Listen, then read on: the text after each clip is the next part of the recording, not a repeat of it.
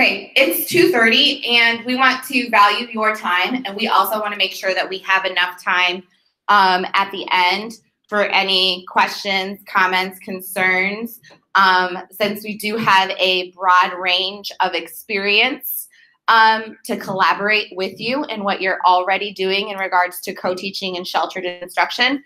So I'm just going to go ahead and get started. So welcome. Thank you for coming to our session on using SIOP to initiate effective co-teaching methods. We want to just kind of point out that today was the first time all three of us met, and we were able to collaborate across country for this presentation. So I want to reiterate that it is possible for you to collaborate with somebody in your building. We did it across country for this conference, okay? Yeah. Now we follow the hashtags SIOP and C and hashtag EL Chat Book Club. If you're not familiar with that, we will tell you about that here shortly. And then if you would like to tweet at us, I'm at Carlota Holder. I'm at JessBell79. And I'm at Topple_EL. And we would love for you to join our PLN. Okay. As I said, I'm Carlota. My experience runs from K-8. I'm currently the EL coordinator at Clase Academy on the west side of Indianapolis in the middle of the International Market District. My school, 66% of our students in our building are English language learners. So we run a co-teaching model for grades K-4. We unfortunately do not have the funds yet to run it 5-8, but we are doing push-in instruction in hopes that that can lead to kind of some co-teaching methods for our upper school students. I am currently an EL teacher grades 9 through 12. In my previous days, I was a middle school teacher, so I've experienced instructional like grades 6 through 12. And I have the joy of being, having been SIOP trained the first time while I was still the English content teacher in a middle school class, and Carlota was actually my EL co-teacher. So we have co-taught together middle school, and then we actually did some co-teaching this summer. I'm currently, like I said, 9 through 12 at Warren Central High School. We have 4,000 students. We're one-to-one. We're on the far east side of Indianapolis, and we have a wide variety, very diverse population of students. My name is Katie Topple, and I'm an English language development specialist in an elementary school. I'm from Portland, Oregon. And in addition to teaching at the elementary level, I teach at Portland State University as an adjunct in their ESOL endorsement series. My co-teaching experience is primarily K-1 in terms of teaching English language development, and then this past year I also dabbled in grades 3 and 4, pushing into their reading block. And my ELD colleague and I are actually in the process of really pioneering co-teaching and pushing for co-teaching as a preferred model of instructional delivery for English language development. We're primarily a pull-out district, so we're trying to kind of experiment with it and prove that it's really effective for students and very beneficial for them. So hopefully we'll be continuing to add grades as we demonstrate the effectiveness. Today's content objectives: participants will understand the different aspects of Dove and Honningsfeld's collaboration and co-teaching framework and how they align to the SIOP components. Participants will investigate how to improve their current practice with the alignment of the SIOP model and Dove and Honningsfeld collaboration and co-teaching framework. Today, your language objectives are that you will discuss current practices and initial steps in improving alignment of SIOP components in a co-teaching environment, and also to orally evaluate and provide meaningful feedback to grade level instructional groups. We're going to break out at the end into elementary, middle, and high school, and collaborate with you in those small groups. In fact, while you're thinking about that, if you'd like to take a look around in just a second, I'm going to have you stand at your level, and then at the end, we will be able to collaborate, and then you can see kind of who you need to be looking for. So if you're a primary teacher or primary grades, like K4, if you could please stand for us and do stand. Okay, so at the end, you guys want to be looking for each other. Thank you. If you are a middle grades 5 through 8, if you would take a stand, please. At the end, you guys can work with color. And then if I have any secondary teachers, if you could stand, or high school age, 9 through 12. Thank you. So now I have an idea kind of who else is in your same grade band. All right, as Jess mentioned earlier, we have a Padlet for you to use. It's going to be our parking lot in case you have any questions or comments, so we can address those at the end. And then here's a little preview of what we're going to be going over today in regards to the co-teaching, Dove and Honigsel's co-teaching model, as well as the SIOP model components. So we're going to start out with co-planning, where we have the SIOP components of lesson preparation, building background, comprehensible input, strategies, and interaction. Then we will move into co-teaching, where we have building background, comprehensible input, strategies, interaction, lesson delivery, and practice and application.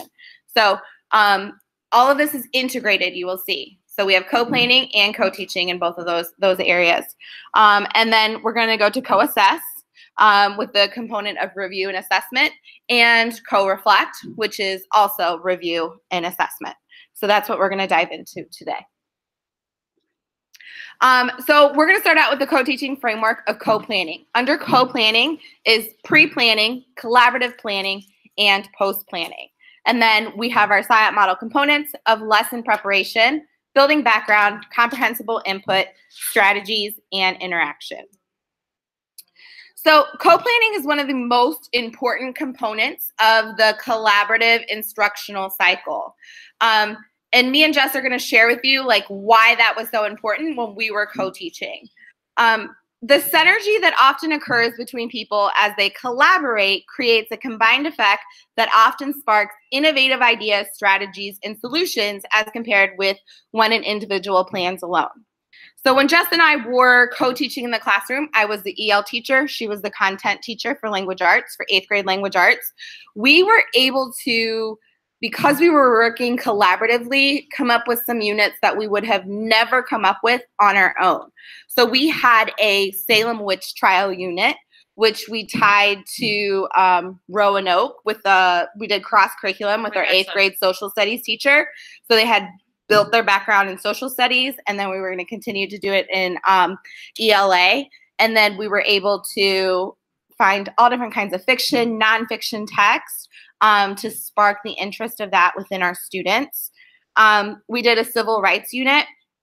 We tapped into our students love graphic novels, right? Your EL students love graphic novels. There's March 1 and March 2. By Congressman John Lewis, that are graphic novels about his personal lived experience during the civil rights movement. So we were able to collaborate and come up with an amazing civil rights unit. And then our last one around argumentative essay. This is my favorite. Amelia Earhart, because there's so many different theories of what exactly happened to Amelia Earhart. And had we not collaborated and literally just have a conversation about those things, we would have not had engaging instruction for our 8th grade students. So that is just a really important piece of the collaborative cycle, is that you co-plan and that you talk and you can come up with these amazing units together instead of by yourself. And that's kind of what we wanted to do today, is reinforce that the SIOP model is great for English language learners, right? Now, even to make it easier on both the content teacher and the EL teacher, if you co-teach using the SIOP model, you have a shared responsibility instead of trying to do all of the components or all of the features by yourself. And that's what we're going to go through today. So as we said, this is EL teacher and a content teacher. You would need to discuss what you bring to the table. Jess has a lot of English language arts background that she bought, like these books, text, how to integrate them, how to teach them. I brought my language assets. I brought my second language is Spanish. So I brought that native language instruction to the classroom. We discussed what we brought to the table and how we were going to use that during instruction. So Walensky concludes that co-teachers have a shared goal and vision. When we work together, it wasn't you're only working with the English language learners during this instruction and I'm working with the other students. it was we're working with all the students.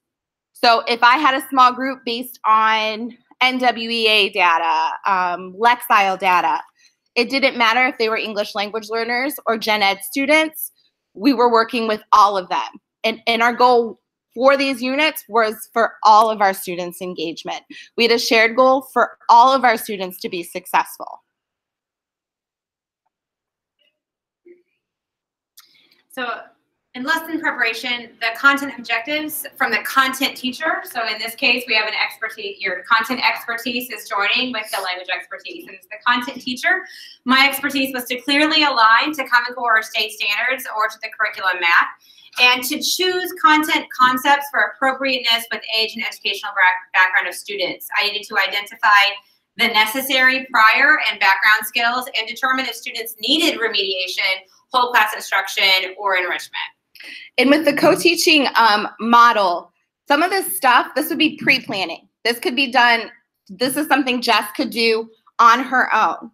And then we could come back together and then we do collaborative planning. So pre-planning, that would be the language teacher's, content teacher's responsibility. And now Katie's gonna tell you what the language teacher pre-planning might look like. So once I know what the content objectives are, my role as the language specialist would be to align those content objectives with my language standards. So in Oregon, we use the English language proficiency standards. Many states are WIDA states. So I'm gonna make sure that I'm aligning language with content. And I also want to determine which forms and functions apply to the content and to the lessons that we're going to deliver.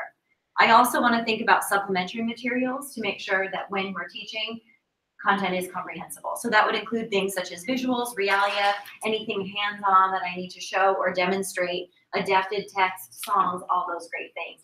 This is in the planning stage, so this is where we're anticipating what we might want to use so that when we're actually teaching, we have those things on hand. And then now we move into the co-planning, where you are going to sit down with the content teacher and the EL teacher, and the co-planning begins.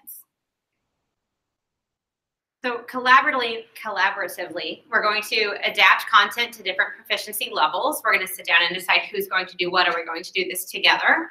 We're going to prepare differentiated approaches based on language levels in the class. Consider those needs of the ELs when deciding on co-teaching models to be used. Plan for differentiated outcomes based on language levels present. And also plan for meaningful activities. How many of you have heard the acronym SWIRL? Is that something you're familiar with?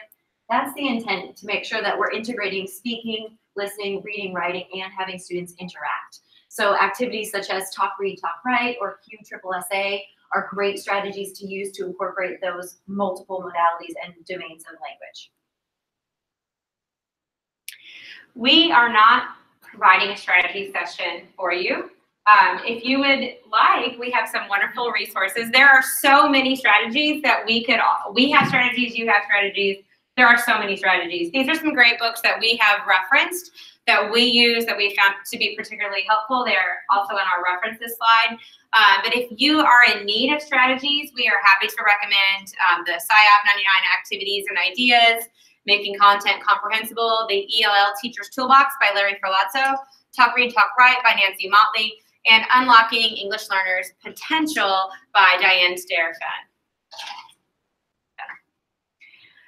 And this is actually an example of, this is a secondary content. This is a Google Doc. I work in a Google environment, which means that when my co-teacher also works in a Google environment, an easy way for us to co-plan together is to use a Google Docs template, which allows us both the equity to add content, to include, if someone wants to, if I made a mistake in my language objective or my MPI, and Carlotta's like, oh, let me just fix that for you, or if I have an idea, she has an idea. This Google Docs are a great way, or if you use the interactive Microsoft 360, is that what it's called? 365, sorry. So it's a great way for a live document to be shared and have equal access to both teachers. So as opposed to a paper document where I might make lesson plans and write them in pencil, or I might make some notes, she can't see that. She can see a Google Doc. I edit it all times. I selected a few different samples of elementary level co-teaching templates. Essentially, my main advice would be make it fit to your need and what you feel is important in your planning. The one on the left is what I use. My team initially started doing all of our planning via email.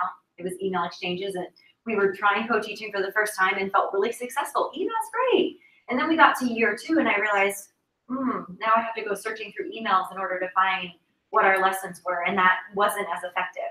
And having an opportunity to observe some colleagues co-teaching in a different school, we came across their plan and immediately adopted it because it was much more effective than ours, and we started to use Google Docs. I like to have on mine the content objectives, the language objectives, and I like to call out what my, the language and content standards, call out my language objectives, call out the functions and forms that we're going to be using, any sentence frames I'm going to be providing, and then also kind of a sequence of what our lesson will look like. The format on the right gives designated boxes for the content teacher's role, the language teacher's role, and just some different elements that could be helpful, such as how you're going to assess or notes on individual students. On the next slide, there's 2 additional formats. Let me scoot to the next one. One of them has a series of components. They are engagement, exploration, explanation, elaboration, and evaluation. So getting a little bit more in depth of how you're going to draw all those out with students. And then the last one is one I pulled from a template that talks about specifically possible areas where ELs would need support. So that teacher has called out things such as words with multiple meaning or false cognates, transitional phrases, imagery, things like that, that she anticipates during the lesson ELLs would have struggle with. So she can particularly pay attention to that and plan accordingly during the planning phase. And we have so many examples for you because you have to use what works for you and your co-teacher. There's not a one fits all kind of model. You have to use what works for both of you. And so we've given you a variety of templates to look at. We're moving on to building background. As a content teacher, I need to explicitly link past learning and new concepts to build connections. I need to be thinking to myself, what concepts are taught in grades and prior levels? Like, I need to think about the vertical articulation of my school's curriculum. What is it that my students should have known? What are they going to be going to next? I need to decide what is it that they actually do know, not just what should they know. I also need to decide how I can assess that or how I can determine that, how I can preview. I love to use things like Kahoot to do even a review. I use Google image searches.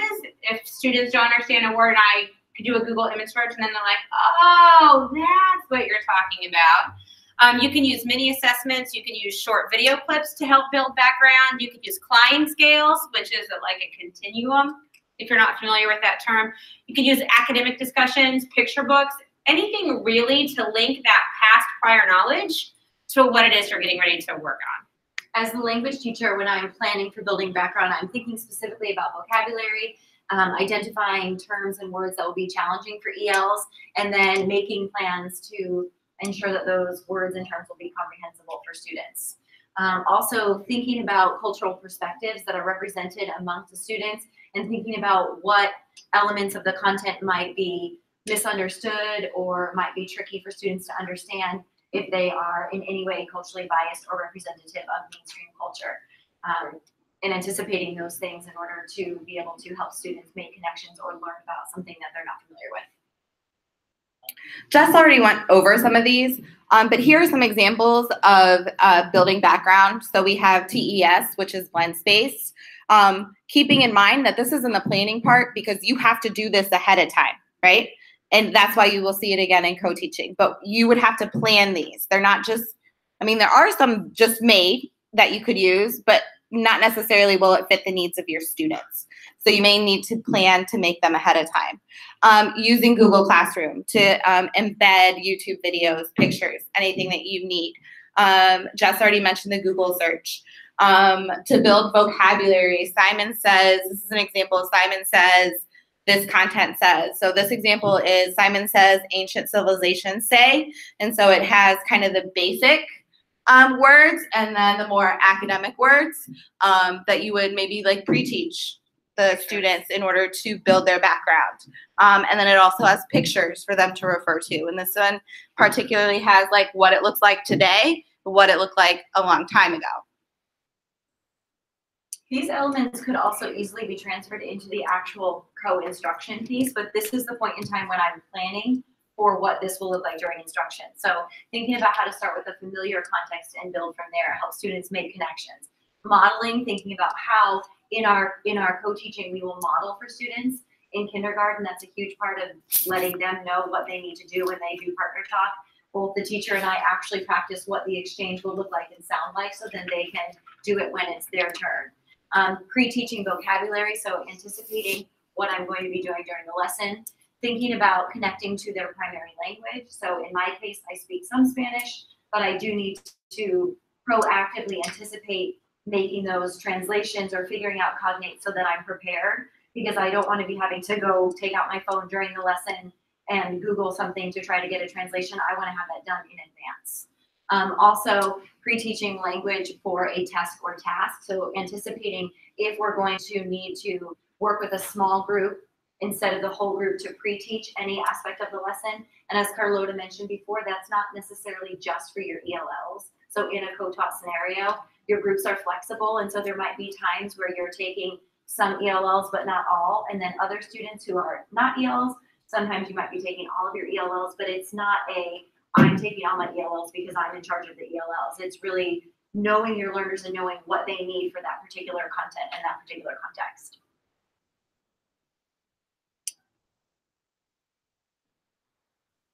That's you. Yeah. When we talk about comprehensible input, we want to make sure that we're engaging together on ensuring that students will be understanding the content.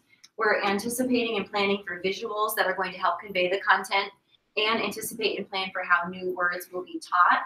And the visual here shows that we want to make sure that we're not over providing support for students who don't necessarily need it. So we want to ensure that students get what they need, but not too much, so that they can continue to grow in their language development.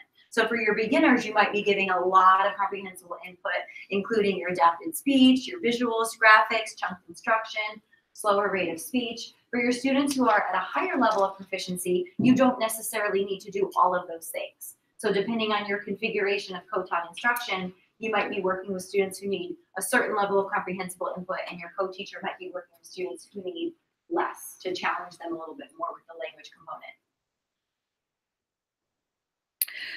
Strategies. These are language scaffolds. I know we've been talking for a long time. I'm going to give you guys 2 minutes to talk at your table. Looking at these 3 different language scaffolds, which would be, which one would the EL teacher maybe be better at than the content teacher? Which of these would the content teacher be better at than the EL teacher? I'm going to give you 2 minutes to discuss.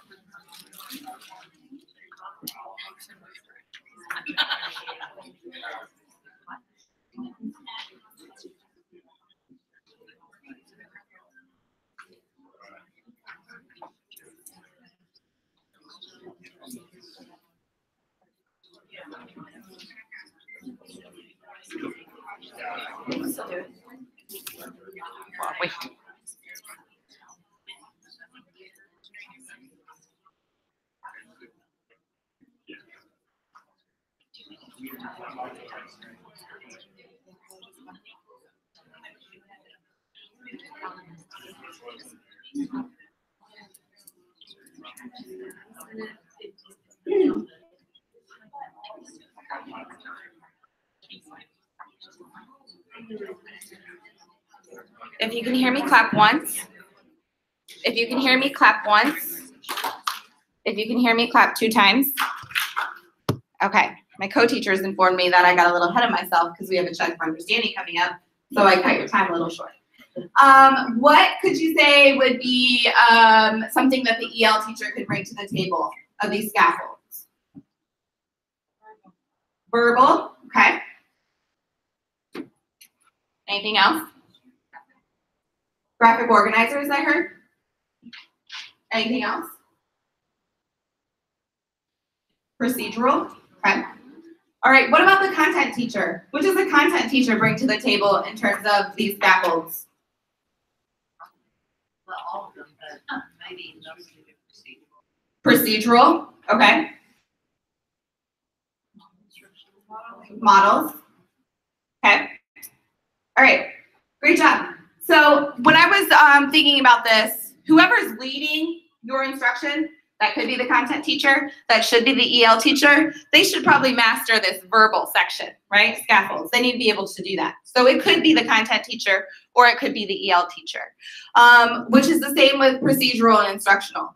So if the content teacher is leading the classroom, they're gonna work on those verbal scaffolds. If I'm the EL teacher, I might be working on these procedurals, one-on-one coaching.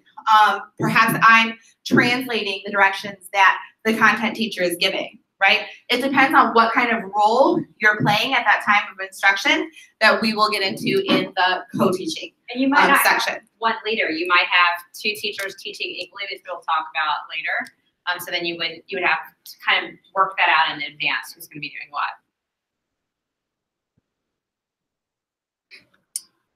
When it comes to selecting strategies to use, this is another element where you want to be collaborating with your co-teacher to ensure that you're on the same page and just to share expertise in each of your specific specialties. You want to consider which verbal, procedural, and instructional scaffolds to use, and you want to create and prepare your language scaffolds, such as your sentence stems and frames, to support your students during the lesson. This table comes from the book EL Excellence Every Day, which is published just this year. The author is Tanya Ward Singer. It's a fabulous, fabulous resource. And this table for me was an aha, because I always thought scaffold, scaffold, scaffold, that's great. And what she really points out is that if you over scaffold, that's detrimental to your students because you're not pushing them to engage in productive struggle. So she has a really great tool here to use that. She has a sweet spot in the middle. If the students are actively engaged and learning, keep your level of support where it is. If you find that students aren't speaking or they're not engaged or they're off task, that is a time where you would want to increase support for your students. However, if students are, they're just repeating the language, the model that you've given, or they're not really challenging themselves, that's when you want to notice that you perhaps have scaffolded too much, or you want to start pulling away a little bit to continue to challenge them. So I like that chart a lot as a way to remind yourself that when you're planning, you need to think about that and intentionally plan for differentiating the scaffolds and anticipating what will you do if students are disengaged? What will you do if students are finding it too easy and they're really proficient in the task that you've given them and using the target language? As a content teacher, as a middle school teacher, as a high school teacher, and then now as a high school EL teacher, one of the strongest tools in your box is to plan with interaction in mind. Because your students are going to be speaking, they're going to be listening, they're going to be reading, they're going to be writing, they're going to be talking to each other. So there is nothing worse than walking into a room where you have an EL sitting in the back and they're just staring because the teacher is talking in a monotone voice and lecturing for 40 minutes. Your child hasn't received any instruction. So I would strongly suggest that if you are currently not seeing interaction in your building, that swirl, if you're still not familiar with that, we talked about earlier, speaking, writing, interacting, reading, and listening, not in any particular order. That's just how it makes a cute word. I would strongly suggest using that. So you want to make sure that your interaction features frequent opportunities for interaction and discussion. And then you can group students to support language and content objectives. So you want to decide, how are you going to group your students? Are you going to group them by levels? Are you going to group them by birthdays? Are you going to group them by colors of their shirt? It doesn't matter how you group your students. It just matters that you intend, while you are planning the instruction, how you're going to do that when it happens. Okay, so you could do native language support, PB&J partners. So in any lesson, I want to make sure that my students are having ORC practice, but depending on what the content is, I might select different ORC activities. Sometimes using information gap activities, sometimes using precision partners, structured conversations with clear roles, or barrier games. But with any ORC practice, making sure that there are guidelines so that every student has an opportunity to talk, because what we don't want is our ELL students checking out, or we don't want to assign a group talk and not give parameters so that the talkative kids talk and the ELLs don't, and then it's time to wrap up and meanwhile they have not said anything. Because the key to improving their language production is having them practice and giving them ample time to do so. The content teacher is actually also going to consider pausing points for the students to discuss your content. So we know, and you're all professional educators, I know that you know there's a craft to writing questions and sequencing questions in order to help students make connections. So as the content teacher, I'm going to think about what kind of conversation could students have? When do I need to pause and adjust and appropriate, bring new information in? When do I need to address this or connect this to some content knowledge? And then how else can they continue their discussion after a brief interjection from the content teacher? So there's a lot of planning that goes on in interaction, and I really strongly endorse strong interaction. So before we move on, so those were the planning stages. And as we mentioned in the co-teaching model, there are different planning stages. There's pre-planning, there's collaborative planning, and then there's post-planning. Most recently, we've been going over collaborative planning that involves communication between the content teacher and the EL teacher to come up with these things together collaboratively, right? Once you come up with some of these ideas, whether it be the strategies that you use, the Simon Says and Content Says, or the blend space, or let's say for interaction, I'm going to come up with discussion cards and prompts for them to use. Some of those things you would make in the pre-planning stage, right? So then you go by yourself, you have this discussion with your co-teacher, and you say, okay, this is what we talked about. You said you're going to make these things for a lesson. I said I'm going to make these things for our lesson. We've collaborated. Now we're going to go do that. And that happens in the post-planning where you can do it separately outside of each other. Okay? We're going to do a little check for understanding, and we're going to have you engage in the process called QSSA. So essentially, this is composed of posing a question, and then your 3 S's are a signal, a STEM, and having your students share. And then the A is that you would assess. We're not going to assess you today, but we'll give an example of how we might carry that out in the classroom. So the question that we're posing to you is, how does collaboration between the content teacher and the language specialist support or enhance the use of the SIOP components? So we were going to give you think time, because what we don't want to do is to give ELLs a question and then ask them to tell their answer right away, because they haven't had that time to process. Think time is essential for ELLs. So we hold think time for 30 seconds or a minute and really teach students that that needs to be silent time. And then we ask them to show us a signal so that we can monitor the group. So we're going to ask you to think about it, and then we're going to ask you to show a thumb when you have an idea ready. And that signals to us as the co-teachers that you are ready to share with the partner. So think about your response. We'll have about 30 seconds or a minute of quiet, and then you'll signal to us. When you are ready to share, you're going to use a STEM. And the STEM is going to be collaboration between the content teacher and language specialist enhances the use of SIOP components because or by the STEM. And you're giving a STEM to ensure that your students are responding in a complete sentence and using target academic language. Are you guys done talking? Can they think now? Yes, They can think now.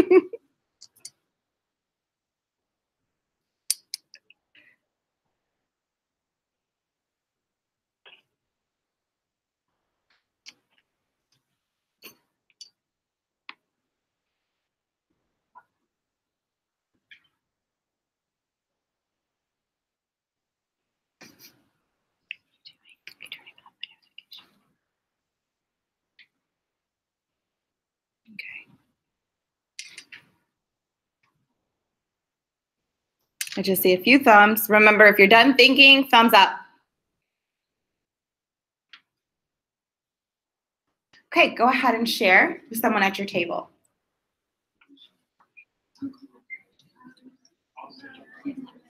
Don't forget to use your STEM. My Twitter just like completely, it won't load. I don't know.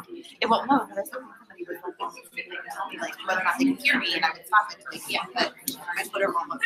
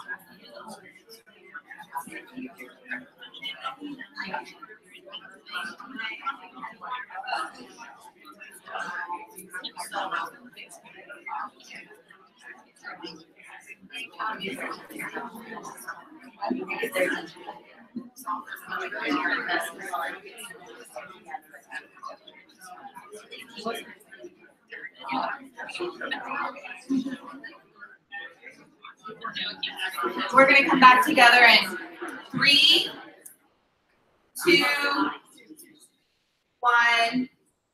Level 0, please. Thank you.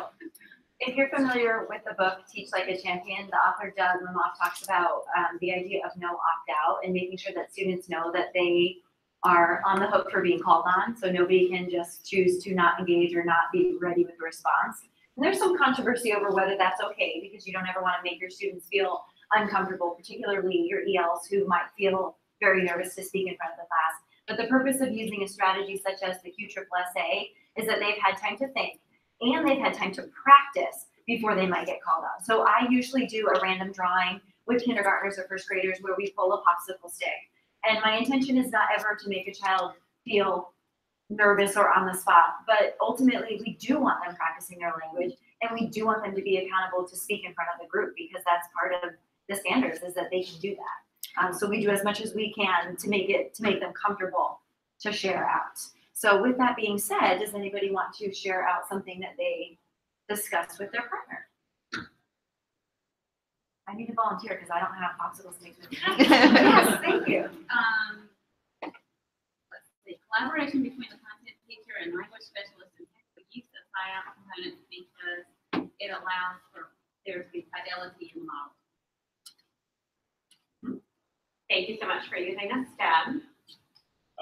As an administrator, the benefit I see is that with that extra set of eyes on the planning portion, the language objectives are a little more focused, because I know teachers sometimes get so caught up in standards, but we have to do this for our standardized testing and for our accountability, and they miss those critical pieces like the language objectives. That's really what's going to move your EL populations, making sure they're planned and fidelity. Woohoo, Indianapolis. And if you were in my room, I would ask you to repeat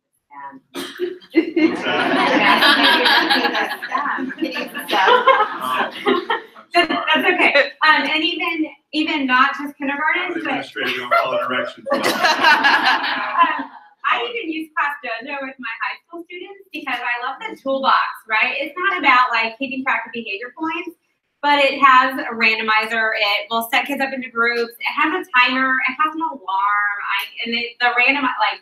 The second they see it, they're like, "Oh, you're really gonna make me talk today." And so, even that simple of a tool, which if you've never used it, it's free. It's an online tool that helps you manage. I know a lot of teachers use this to manage behavior. I simply just use the tools that kind of help me manage tools quickly. Do we have anybody else who would like to share?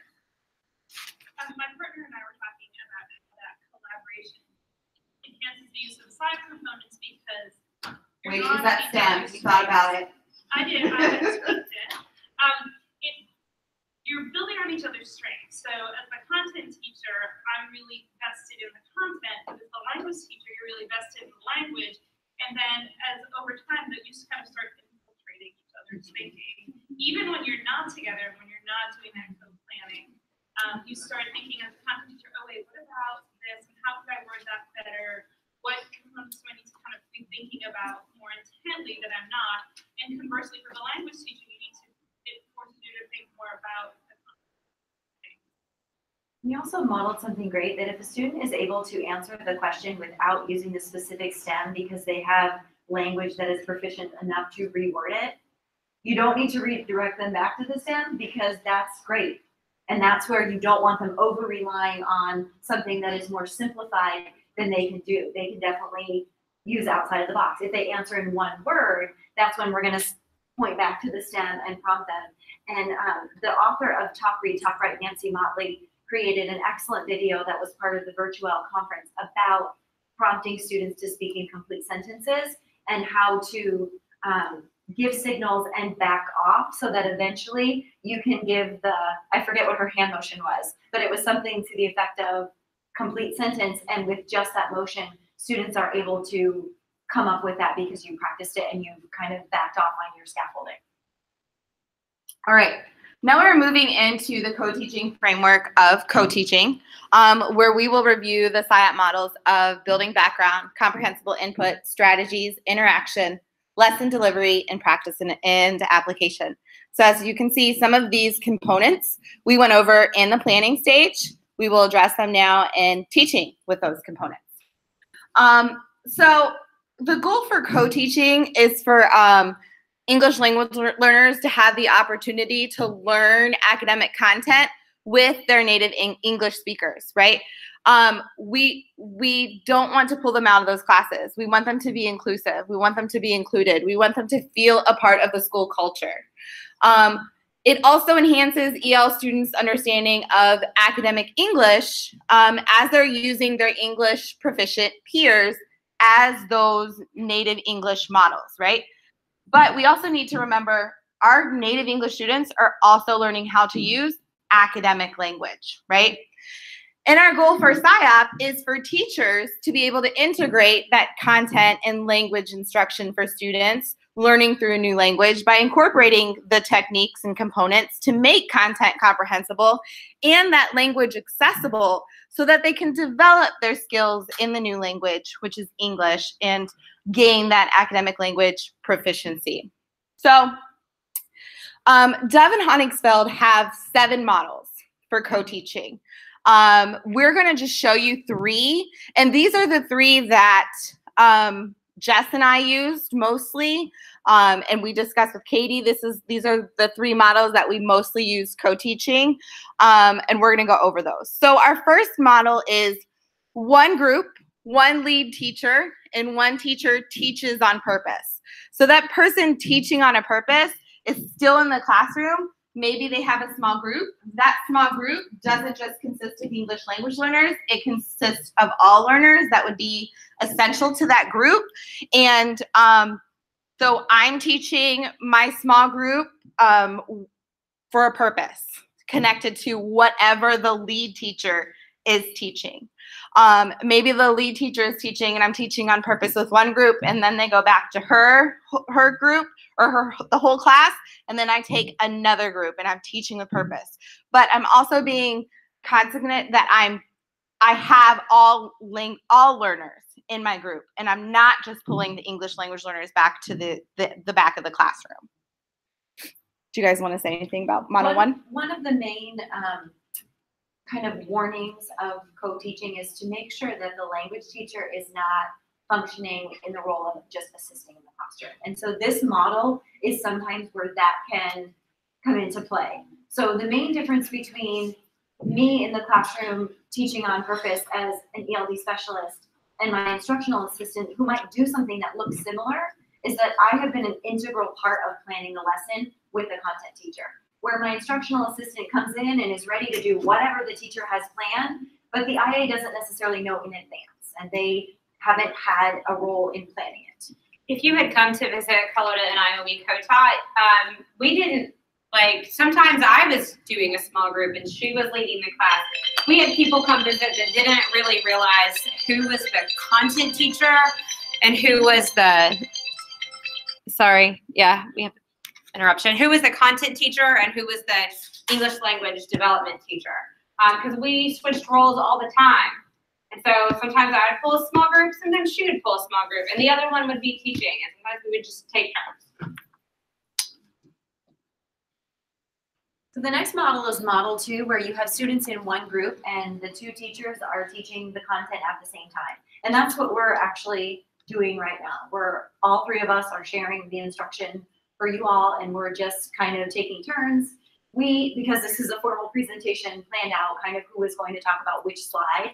But in the classroom, you don't necessarily do that. You're not creating a script for you and your co-teacher. So this can be a very tricky model to implement because you really have to have that synergy with your co-teacher. And so the more connectedness you have and the more you plan together and the more you work well together and understand how each other operates, the easier it is to do that. I do that with my kindergarten teachers and my first grade teachers, and it works. We don't plan things out really of who's going to do what when, but it just has a flow. And you have that mutual respect as colleagues that if I forget to say something, I am more than happy to have Carlota or Jess jump in and interrupt what I'm saying to clarify a point. And that works. And so you have to kind of, we always say you have to leave your ego at the door when you co-teach because you really have to work together and collaborate in order to make sure that you're able to do it together. When done well, the synergy from this model is really what makes that student-teacher ratio cut in half, right? Because this is two experts in the classroom providing equal instruction to all students. I just want to chime in on this model that I really like to use it in the classroom. When you need to model something with another person, right? Like if you're teaching by yourself, you could only call up a student to come and model like a discussion. It may not go the way that you plan. But if I have another teacher and we want to model how that academic discussion is going to go, we can plan that and we can model that for our students ahead of time. Model 7, Jess and I were co-teaching in a blended learning environment. So we had one-to-one technology. We kind of had, this could be like a station rotation kind of model. So we would, maybe I would just have a small group and Jess would make her rounds to the other groups, or maybe we both had a small group and then they went to an independent station and then they went to the technology station, or not even technology station, but a collaborative station where we had discussions for them, or maybe I was doing a small group and she was guiding the collaborative station. This is one of my favorite probably co-teaching models because there's just an unlimited amount of things of kind of instruction you can give students with this model. If you're an English teacher, I strongly suggest you incorporate this when you're editing papers because it's so much easier to edit 4 papers with a student next to you. Like, we've got 4 kids, we're gonna edit together, and then you're gonna move on, and then you don't have a stack of 30 papers to take home. We used this a lot this past year, and it was great. We saw a lot more engagement with students. They were writing sooner, level 1s, because they couldn't hide. Yes, right. It does. And I've used this model when I pushed in to do support for my 3rd and 4th grade reading groups, I was pushing into the approaching reading groups because students in my district are skill group for reading. And so we tried out doing the 2 teachers teaching at the same time. And even though we had a small number of students in the class, we had started with about 13 and we're up to 16 by the end of the year. Attention was still not awesome when we were teaching together and we did lessons in whole group. And so we used this strategy to do some group rotations where I would focus on vocabulary instruction, the classroom teacher would focus on fluency instruction, and then the 3rd group of students would be doing independent work on their iPads. And each day we would rotate through 2 groups, and then the next day we would just continue the cycle. So now that we're actually in the teaching section, this is what I'm going to, as the content teacher, I'm going to start implementing all of those things that I selected during the pre-planning and the collaborative planning to build background. So I'm going to think about how I can use cross-curricular units. Like when we did the Salem Witch Trials, we talked about the Massachusetts Bay Colony, which our students had just learned about in social studies. And we pulled some web quests, we pulled some awesome video from the History Channel. It can look as varied as your teachers. So if you want to use a brain pop video or Flowcabulary, which I actually love, YouTube, any of those things that we talked about in the pre-planning stage. The only difference is now we're not talking about it together. We're implementing it in the classroom during instructional time. We're executing it. I like implementing.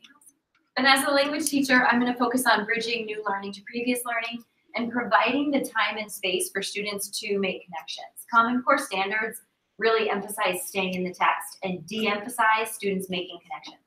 But for our ELLs, that building background piece is absolutely essential, and we don't want to let that go to the wayside. And so we do need to help students bridge their experiences with that new content that we're learning. A good example from my experience is a reading passage that talks about the symphony that students don't connect with, because many students have never been to a symphony. And so you need to take a few steps back and talk about, have you ever been to a movie theater? Have you ever been to a show? Have you ever been to an event where you sit in a chair and the lights go down, and kind of eliciting from them what they have experienced, so that then you can bridge to the content that they're not familiar with. When we're looking at comprehensible input, as the content teacher, I might give an oral explanation of the academic task, right? I'm going to be in charge of really thinking about the academics. So I could be giving you that explanation, and the language teacher could be writing it down or creating a visual explanation of the tasks for students to always refer back to. There are always visible directions in my room. Something that the language teacher could do is to make sure to monitor the rate of speech. So if the content teacher is speeding up and going too fast, we could have a signal where we agree that I can flash a sign or do something like that to help the content teacher know that the pace is a little bit too fast for English learners. Make sure that the academic tasks are explained clearly. So I'm really monitoring the students, particularly the English learners and the students who are newcomers or beginners, to see how they're reacting. If they're not engaged, or they're looking confused, or their heads are down, that's an indication that we need to adjust the way that we're teaching to make it more engaging for them, or to make sure that they understand. I might be restating the directions that the content teacher gave, and just using a variety of techniques to make it comprehensible, like those visuals, the gestures, repeating directions, writing them down, things like that. Next, we have strategies.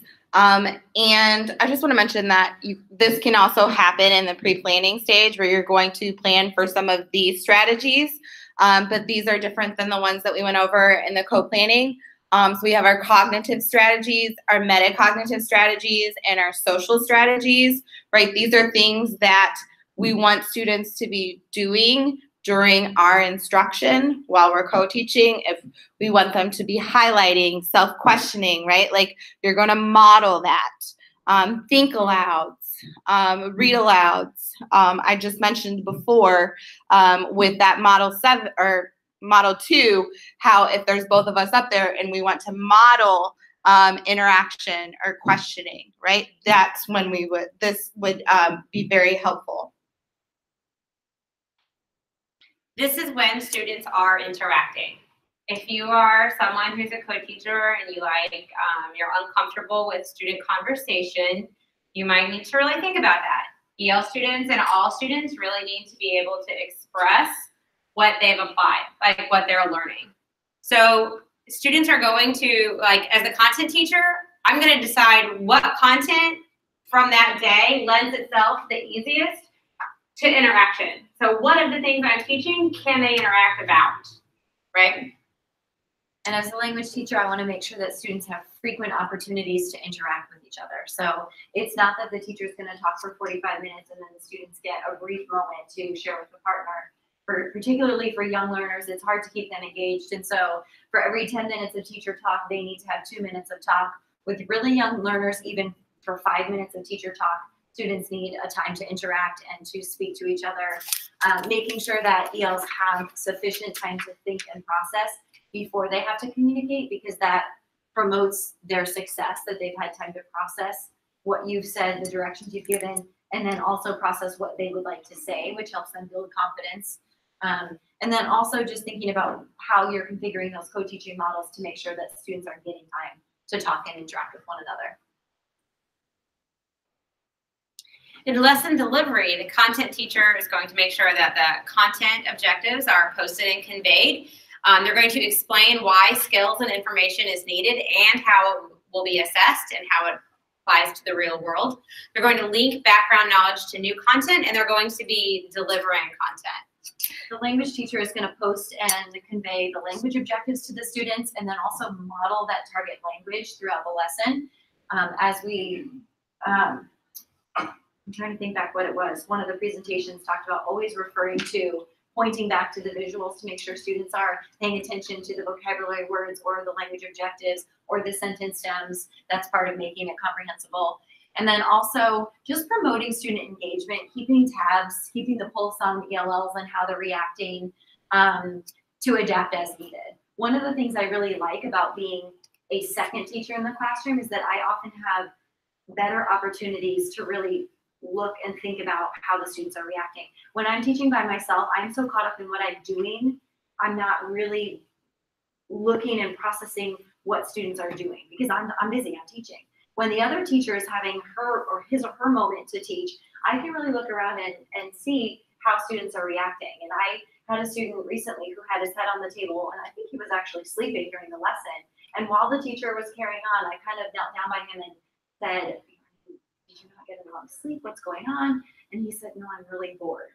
And honestly, that comment has been on my mind ever since. And I have so many plans of how to build relationship with him as he enters as a 5th grader in the fall. And I would have never had that opportunity to just kneel down and have that interaction with him if I was the only person teaching. And so having 2 teachers really affords that opportunity to be more in tune with the students and how they're receiving the lesson. In the promoting student engagement and adapting as needed, this is a picture of me teaching on a table. Not on purpose, but I had to be flexible in that moment where my students were struggling with writing and I didn't have anywhere to write except for the whiteboard behind me. So in order to reach it, I had to stand on the table. But I had to do that for my students' engagement, for them to complete that task. I needed to model the writing, right? So I really like to show this picture when I'm presenting because I want teachers to know, like, I've been in your situation before where I didn't have my board, where I didn't have, some of those things in the classroom. This was my area that I was doing my small group instruction, and I just got flexible and I stood on the table to write for my students. I also want to emphasize here that EL students have 0 minutes to lose instruction. I'm sure you heard that earlier with Mary Ellen. Jana has a virtual EL presentation where she also mentions English language learners don't have time to lose instruction. We need every single minute, second with them. And with 2 teachers in the classroom delivering a lesson, there should be a lot less wasted time because you do have those multiple eyes, like Katie said, that can see this student's not engaged. I need to see what's going on. So just keep in mind of that importance of every minute of instruction counts. Having 2 people in the classroom give that instruction with this kind of model should assist in making sure there's no wasted time. Also in reference to Jana's virtual EL presentation most recently is about practice and application. We model it, right? I do it. And then we do it, but we do it lots of times in practice. English language learners need lots of practice. So we can do it as a whole group. We can have them do it in partners. We can have them do it in groups, but they need lots and lots of practice before they do it by themselves. And I say assessment down here because when they're doing it by themselves, that independent work, that's going to tell you what they're capable of doing, if they've mastered that objective, what you might need to reteach. The you do it could also just be a simple exit ticket to assess whether or not they can do it now by themselves. But the emphasis here is that English language learners need so much practice before they do it by themselves. And we have to remember that. It's not a one and done kind of thing with them. And they need practice with others as well.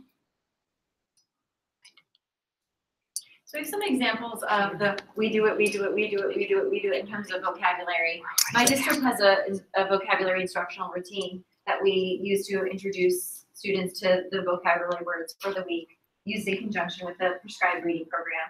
And it's boring, I'm not gonna lie. Students are not engaged, even though it's meant to give them a role to repeat the words and to clap syllables, it's boring.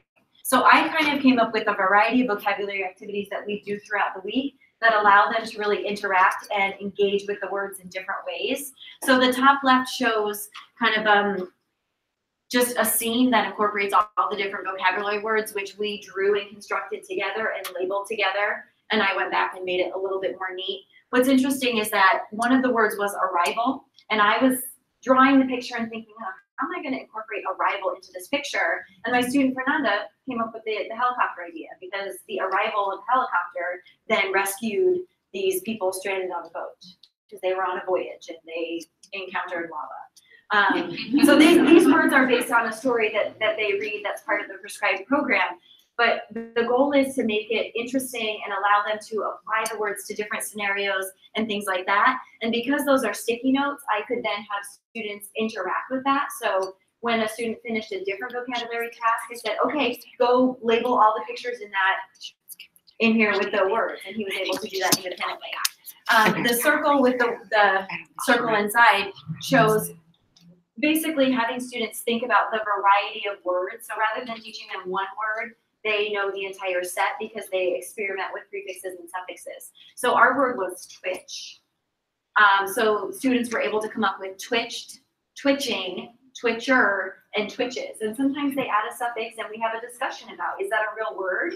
Or I don't think it's in the dictionary, but what would that mean? So I don't even know if twitcher is a real word, but what would it mean? Means the person who does the action. So a twitcher would be the person who twitches. So just a variety of activities so that they can practice, engage in using the words authentically in sentences. So it's not just me teaching in them. Katie can talk all day about vocabulary. She's the best vocabulary strategies. And if you haven't checked out our Virtual page, Katie did on vocabulary. So we're going to do our check for understanding, one more before we break out into grade level groups. And so this one is a think, pair, share.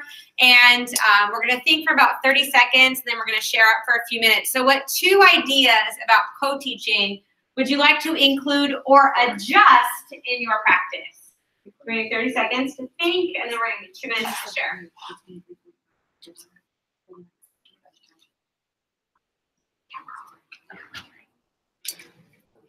30 seconds. That's it.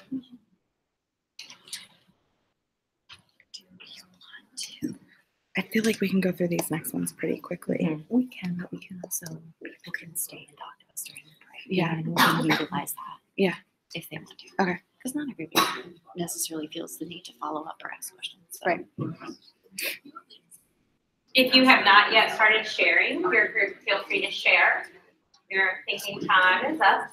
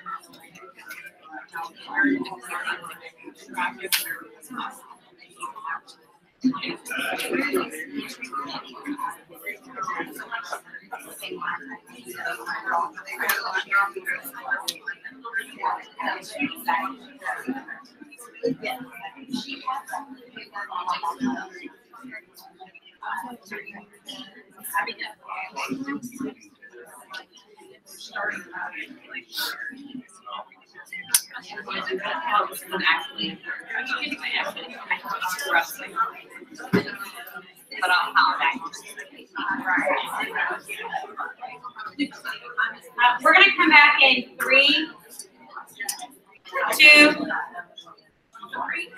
1. Thank you.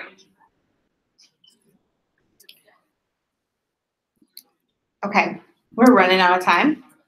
So we're going to move on to our next part of the co-teaching framework, which is co-assessment, that is aligned with the SIOP model of review and assessment. So why should we co-assess? Well, because we want to have an equitable assessment practice that is essential for distinguishing English language development and academic achievement. We want to make sure that we are correctly identifying, classifying, placing, and reclassifying English language learners based on their proficiency levels. We want to make sure that we have effective instruction. Content teachers and EL teachers can plan more effective lesson, differentiate instruction, with purpose and integrate both content and language development. And then now we have the accountability of ESSA requires that this data not only for English language development and proficiency, but also academic attainment. Review and assessment. I'm going to talk more about ed tech. I love ed tech. So ed tech like Google Classroom and Seesaw are beneficial because they allow both teachers to access and work remotely, giving equal access, equal grading opportunities for teachers. So we can work whenever, we have equal access, we can do some at home, we can do some at the same time. These tools and other digital portfolios or paper portfolios still allow teachers to collect and sample student work, assessing for mastery and growth. So if you've not used something like Seesaw or Flipgrid or Nearpod or Google Classroom, like you could create a digital portfolio that allows you to see, oh, here's my student, reading a book, and you record a video, and then you can continue to add to that, and then by the end of the year, after the same, you can see really how much they have grown. But also, this again, these allow both teachers equal access. I just wanted to show a sample from one of my teachers, how she reviews and assesses her kindergarten students. And the kindergarten standard is to do with prompting and pictures. And so she does this orally. She has her criteria of success, and then she has her her roster of students. She checks off ask and answer. There's 2 teachers in the classroom that are actually going around and doing this. And then they write down the students' answers. And this is one way that they are checking for understanding, and the students are able to speak. We're able to assess them appropriately as English language learners and as kindergartners. The next framework is co-reflection, which we also align to review and assessment. Just as co-planning needs to be done collaboratively, so is co-reflection. And this is, so we want to consider using dialogue, reflection, and action to find some questions together. This should be a conversation. What improved or expanded student learning of content? What improved or expanded student learning of language? Did they master content? Did they demonstrate learning? Which strategies were the most successful? What improvements can be made? And if you would like some more reference and those kind of goals or conversations, you can check out Chapter 11 of Co-Teaching for English Learners by Dove and Honigfeld. And we want to point out that in the SIOP model, assessment is defined as the gathering and synthesizing of information concerning students' language and evaluation, is making judgments about students' learning. Co-reflection and co-assessment is not about, did my students get an A? Co-reflection and co-assessment is, how did we as teachers do in delivering instruction to our students? Did they master that? This needs to be a conversation about how well did we do, not did our students master the skills. One last thing. This is something that if you provide PD, you need to start including STEM's conversations about reflection with your teachers. Because sometimes teachers don't like to take a hard look at what they could have done better, and they certainly don't like to voice the things that they could have done better out loud to somebody else. So you really kind of have to practice that with your staff. Have them start asking reflective questions, provide stems, and then build it into more of a practice before you ask them to kind of do that with somebody in a classroom. All right, we're going to spend the last 5 minutes in our breakout reflection groups, but before we do so, we're going to go over our content objectives. Did you participate? Did you understand the different aspects of Dove and Honigfeld's collaboration and co-teaching framework and how they align to the SIOP components? Did you investigate how to improve their current practice with the alignment of SIOP model and Dove and Honigfeld's collaboration and co-teach framework? Did you get an opportunity to discuss your current practice and your initial steps in improving your alignment of SIOP components in a co-teaching environment? And were you orally be able to evaluate and provide meaningful feedback to grade level instructional groups? That's what we're about to get into.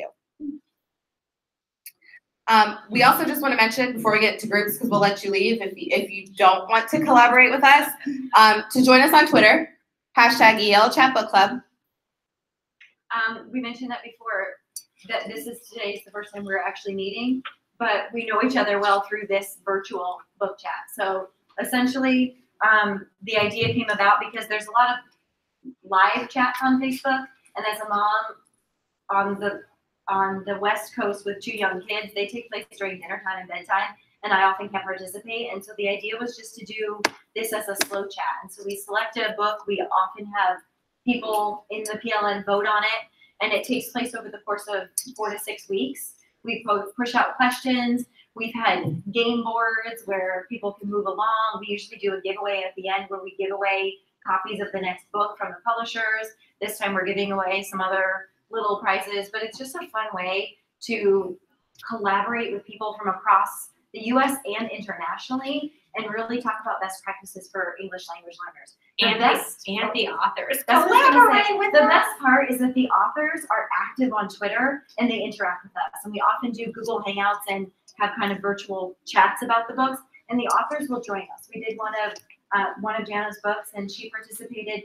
She was in Spain at the time, and it was 2 in the morning, and she joined us. I mean, that's commitment. that is. So, you know, your district might pay thousands of dollars to get somebody like that to come and talk to you and do professional development. And this is entirely free and convenient and driven by what we choose to read. So if you would like to reflect, where are you going to go? High I'm school? just gonna say right here. Okay. Jess is high school. I am 5'8", and Katie is K4. And all the pictures, if you have questions about any of those pictures, they were all from our classrooms. So if you have questions about those, or they were all, unless it was a book, it was a picture from our classroom. And you have a STEM to get you thinking. I gained a deeper understanding of, but I still wonder.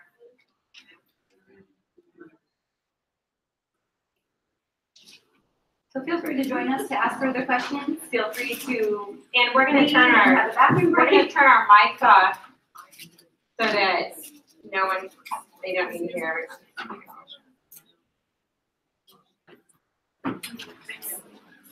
You know what I came up with? I came up with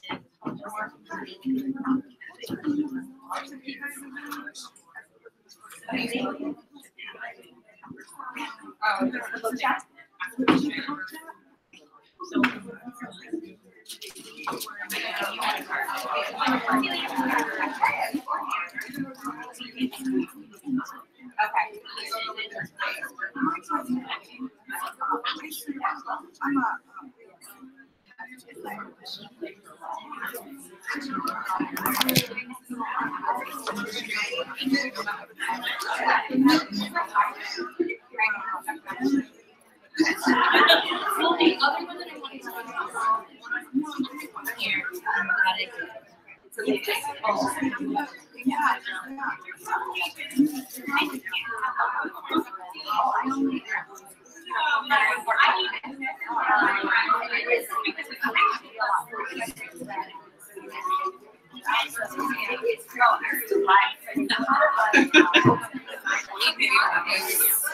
Lots of good info. Oh, good. Is there anything that, I am an EL coach, so I me too. work